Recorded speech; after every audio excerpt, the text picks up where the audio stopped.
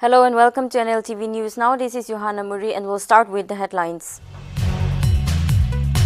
National Socialist Council of Nagaland Isak Muiwa fraction says it cannot be a part of Naga National Political Group solution to the issue as per the agreed position. Says if the NNPGs need to go for a Naga solution as per its agreed position, the fraction wishes them to go ahead. In a move to fasten up the much-delayed Naga political issue, Government of India's representative for Naga political talks, A.K. Mishra, likely to arrive in Nagaland on April 18. Mishra is expected to meet NSC and IM and the Working Committee of the NNPGs and also the Parliamentary Core Committee of Naga political issue. As Nagaland In-Service Doctors Association calls for 3 days mass casual leave from April 18, Nagaland government issues warning to the doctors saying participating in the strike would result in disciplinary actions. Ask Department of Health and Family Welfare not to grant any leave and revoke already granted leaves for the period. Nagaland Governor Professor Jagdish Mukhi extends Good Friday and Easter Sunday greetings to the people of Nagaland. Mukhi hopes that Easter will renew all day with assurance of hope, healing, salvation and everlasting joy. Dimapur Power shutdown. Dimapur Department of Power informs power shutdown in Ikishe, Tipubar P and some parts of Sovima, Tilekha village and Chike village from 5 am to 10 am on April 15 and 16. The shutdown is set to take place on account of reconstructing work of the 132 Imphal Dimapur transmission lane.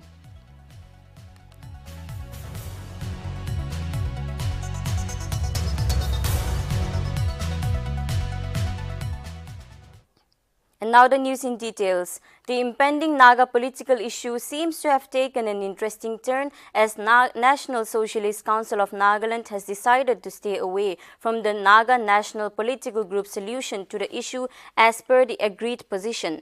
Issuing a praise statement through its Ministry of Information and Publicity on Thursday, the fraction says it cannot be a part of the NNPG solution because of what it said was betrayal to the Naga political mandate of 1929 Simon Commission Memorandum, 1947 Naga Independence Declaration and 1951 Plebiscite. Further, the NSCMIM stated that if the working committee of the NNPG is named, they can go ahead. Meanwhile, the Naga people will keep a watch what they achieve. It also hit out in response to a recent statement from the Working Committee NNPGs stated that the NSC and IM can never be a party to sell out the Naga political identity by stopping so low. Further, NSC and IM stated that they are never going to surrender their rights so tamely. Taking a dig at the NNPGs, the fraction stated that Naga, who are working as the Indian mercenaries, are at the working going through sleepless nights to wreck the Naga issue and destroy the Naga national identity, which the Nagas have shed blood, tears and sweat for over 6 decades.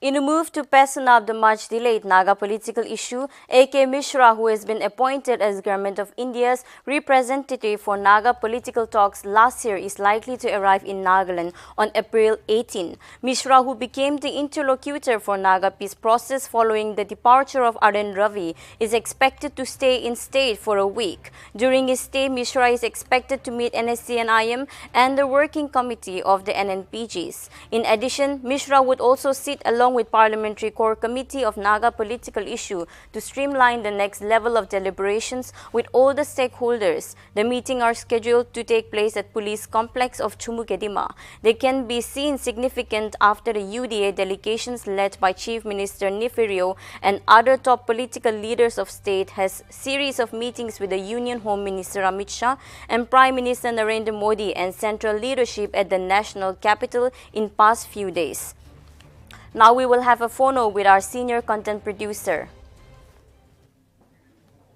Hello, Dipendu? Yes, Johanna.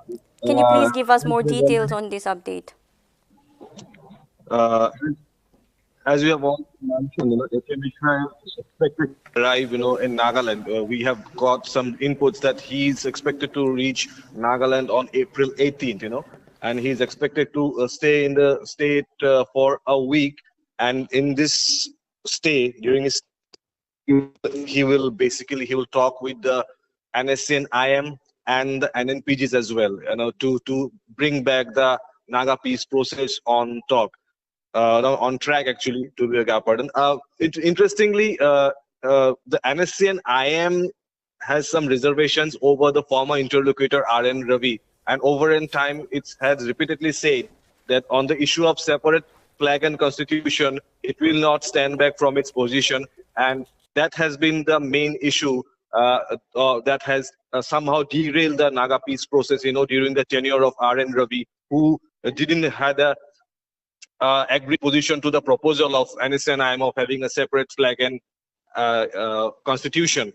However, the appointment of AK Mishra seemed to have worked in favor of the faction, as often in time they have said that, appointment of AK Mishra has somehow bring motion to the Naga peace talks, according to the NSCIM. When, to be specific, in the month of September, when AK Mishra was appointed as an interlocutor, NSNI expressed its happiness over the move taken by the government of India. And following that, a series of meetings took place in New Delhi and in Nagaland as well, when AK Mishra visited the state for a brief period. And now the interesting scenario is that the state of Nagaland is going for elections in next year. So the political equations are also, taking shape, as the Parliamentary Core Committee formed by the Nagaland government, comprising all the top political leaders, Chief Minister Rio himself, Deputy Chief Minister Zeliang, and UDA Chairperson, I beg your pardon, UDA Chairperson Zeliang and Deputy CM Paton, including all top leaders from Nagaland. They visited New Delhi, and there they had a series of meetings with Prime Minister Narendra Modi, Union Home Minister Amit Shah, to bring back an early solution. In fact, before the meeting with Amit Shah, Rio himself he said that he wants an early solution to the Naga peace talks. If the things and the words to be believed, so the government of India has now taken this step to send AK Mishra again to the state and to bring back all the stakeholders into table, and a series of meeting will take place to plan out the next set of action, as the elections are also around the corner. So both the government of India and the state government are trying to pacify the factions, and that's why the series of meeting that's going to take place reportedly from April 18 will hold very importance in the whole political scenario as far as the peace process is concerned. So it is to be seen, what outcome comes during the meeting, during the deliberation with AK Mishra. And however, the prime issue will be the separate constitution and flag that has been the demand for NSC and IM for a while, So that is to be seen. What will be the understanding between the faction and the government of India regarding the separate flag and constitution. However, it will be interesting in the upcoming days to see, what the things take place. Thank you so much for the update. Now we will move on. In a move to fasten up the much-delayed Naga political issue, AK Mishra, who has been appointed as Government of India's representative for Naga political talks last year, is likely to arrive in Nagaland on April 18. Mishra, who became the interlocutor of Naga peace process following the departure of Nltv, is expected to stay in the state for a week. During his stay, Mishra is expected to meet NSCNIM and the working committee of the NNPGs. In addition, Mishra would also sit along with the Parliamentary Core Committee on Naga political issue to streamline the next level of deliberations with all the stakeholders. The meeting are scheduled to take place at Chumukedima Police Complex. The move can be seen as significant after the UDA delegations led by Chief Minister Neferio and top political leaders of state had a series of meetings with the Union Home Minister Amit Shah and the Prime Minister Narendra Modi as central leadership at the national capital in the past few days.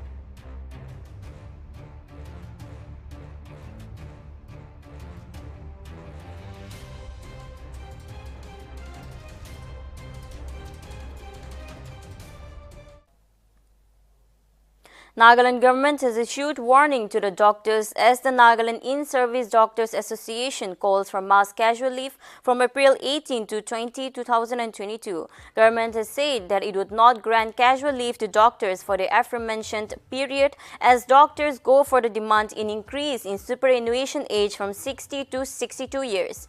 The state government has also issued that no one would be granted casual leave for the aforementioned period. Sending a stern message of Nagaland government has said that those who would take part in the strike would face disciplinary action for grave violation of conducts, rules. Furthermore, any resort to illegal means of agitation would be viewed seriously, and besides deduction of salary on the principle of no work, no pay, the participants will also be liable to disciplinary action for grave violation of conduct rules. Meanwhile, the state government has directed the Principal Director, Health and Family Welfare, not to approve casual leave of any officers during the period mentioned above. Furthermore, in cases leaves have been already granted, the approval should be revoked. The Deputy Commissioner of the representative districts have been directed to ensure that Chief Medical Officers and the Medical Superintendents and the subordinate officers follow the direction, and in case of any violations, submit reports on the matter to the government through the Commissioner forthwith for the further action.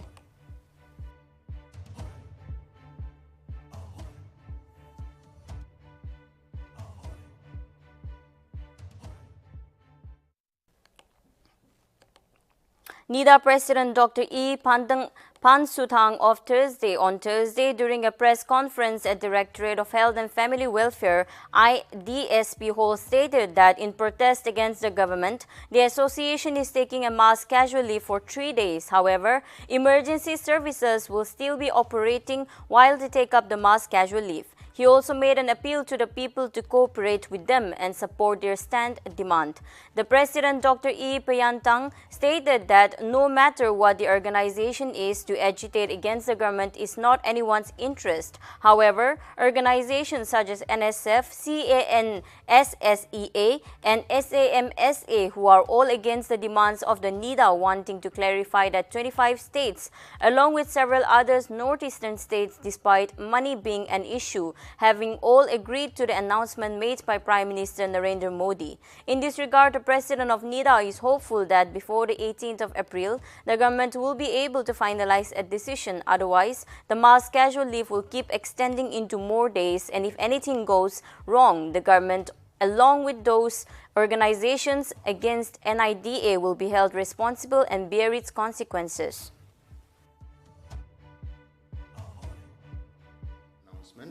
And have implemented the increase in the superannuation age to different extents.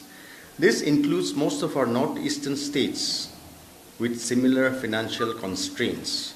In fact, in the Arunachal government order increasing the superannuation age of doctors, specific mention is made of the PM's announcement. To the Kansia, NIDA has been consistently maintaining that the Prime Minister's announcement was specific for the medical doctors only, and for a specific reason, that is to address the acute shortage of doctors and to retain the services of experienced doctors for a longer period. Hence, other service organizations cannot demand the same merely by citing precedents. In fact, in the other states in the country where it has been implemented, no such claim has been made by other service organizations. The NSF, with due credit to them, has conceded that NIDA's demand is genuine considering the central government's decision on the same. However, it has been opposing implementation of NIDA's demand and has urged the government to maintain status quo. To the NSF, we have raised the question when it has been implemented in the Naga homelands of Arunachal, Assam, because as you have seen from today's press statement and by ASU, Angami Students Union, we now know that NSF is not it's a divided house. They don't have a single voice. Their opinion is divided on this, particularly on this issue. So just by blaming NSF as the obstacle, I think that doesn't carry much weight.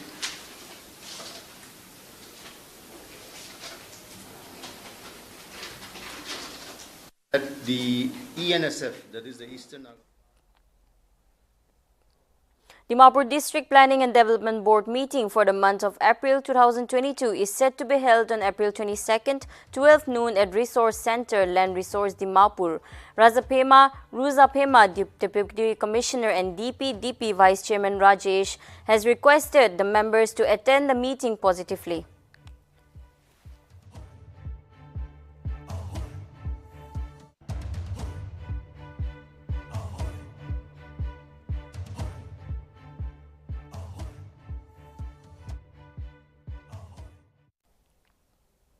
Department of Power informed that there will be power shutdown of the 11 kV Dipubar feeder from 5 am to 10 am on April 15 and 16. The shutdown is said to take place on account of reconstructing work of the 132 kV Imphal-Dimapur transmission line. Notably, Ikshe Dipubar B and some parts of Sovima, Tilaka village and Chige village is said to be affected, upon which the department has requested the customers to bear with the inconvenience.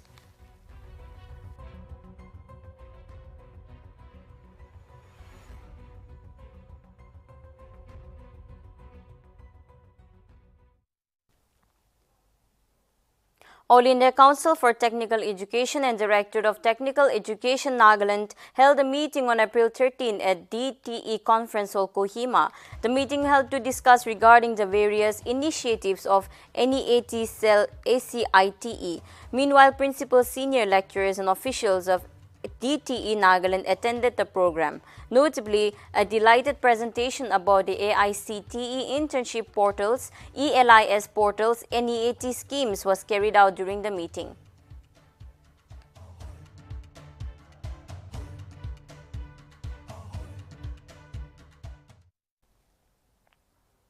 Nagaland Governor Professor Jagdish Mukhi extended Good Friday and Easter Sunday greetings on Thursday. Mukhi hoped that Easter will renew all with assurance of hope, healing, salvation and everlasting joy, and further wished that the true spirit of Good Friday will be with everyone in thoughts and actions.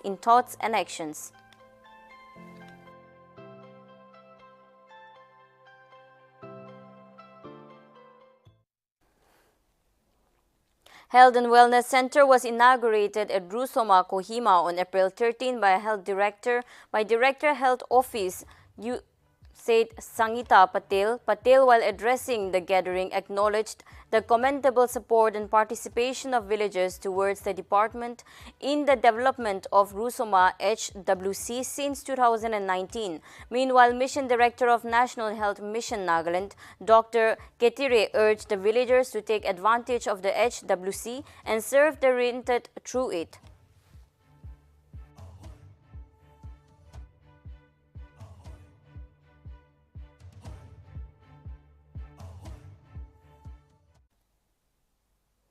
A subdivisional level sanitization program for institution of implementation of scholarship scheme was held on April 13 at Topashi Hall, Mangkolampa. Notably, UDA scholarship dose Jangsambat Dear presented guidelines and criteria on scholarship schemes, while Coordination Sanan represented special educator status report on district. It is to be mentioned that altogether 50 representatives from different schools of subdivision attended the program.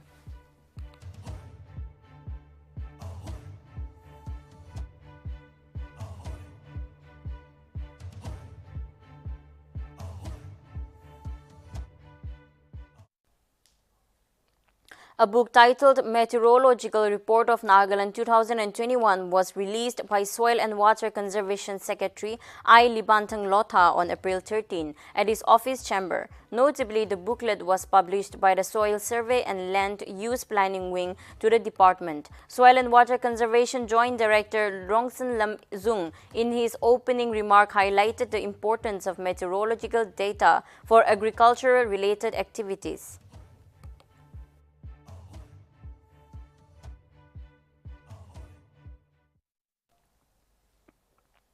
A cyclonic storm ravaged over 1,000 homes in Riboy district of Meghalaya on Thursday. A senior district official informed that 47 villages in the districts were affected by the storm. Notably, government properties including a block development office, school, public work department office and veterinary office were among those destroyed. However, there was no casualty reported. All line departments were deployed for clearance and restoration works in affected villages. Meanwhile, District Deputy Commissioner held emergency meeting with all the representatives, BDOs, to take stock of the situation.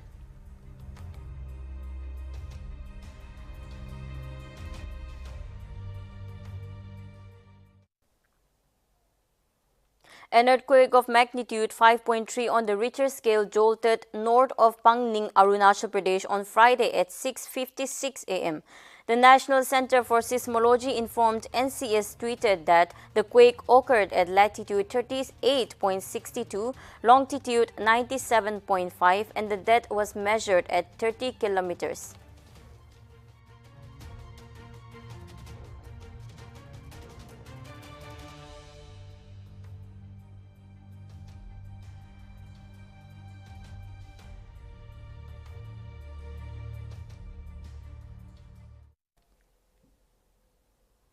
Karnataka Minister and senior BJP leader K.S. Yediyurappa announced on Friday that his decision to resign from the state cabinet after he was named as an accused in the case registered over the unnatural death of civil contractor Yediyurappa worked as rural development minister in the Bomai government. He further added that he was quitting to prevent embarrassment to the BJP.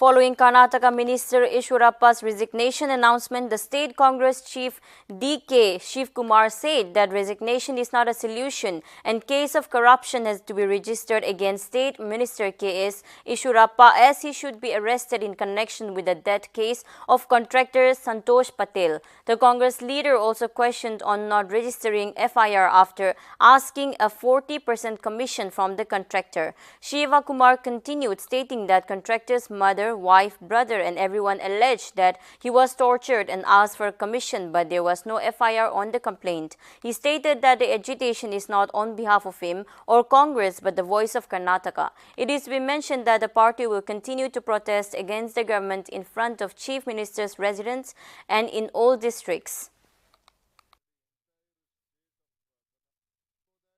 It is not the Congress party. Entire state of Karnataka is in a dilemma.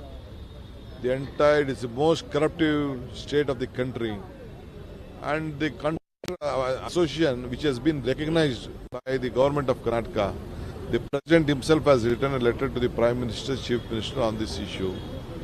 Whatever we wanted to take up with the assembly also, which we had raised also, has come true. The BJP worker himself is a part. He has been done the work and they have been demanded. Son of former Prime Minister Chandrasekhar and BJP MP Neeraj Shekhar lauded PM Modi on Thursday after he inaugurated a museum paying tribute to all his predecessors. Chandrasekhar regretted that government came and went, including of those whom his father had worked closely with, but not much effort was made to showcase his contributions to the nation by previous leaders. He took a swipe to the Nehru-Gandhi family of the Congress by saying that Prime Minister meant not only ones from the dynasty. Chandrasekhar tweeted that when him and his family went to PM Museum, they were filled with a sense of emotion, pride, and said, at least there is leader who thinks about the bigger picture, a true statesman above party lines.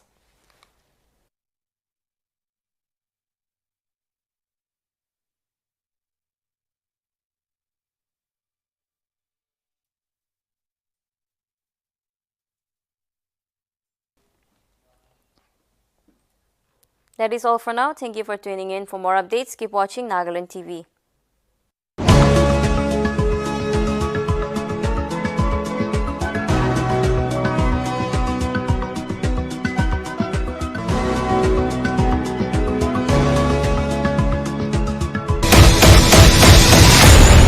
New YY Dynamite Instant Noodles. It's extra spicy. Taste that will blow your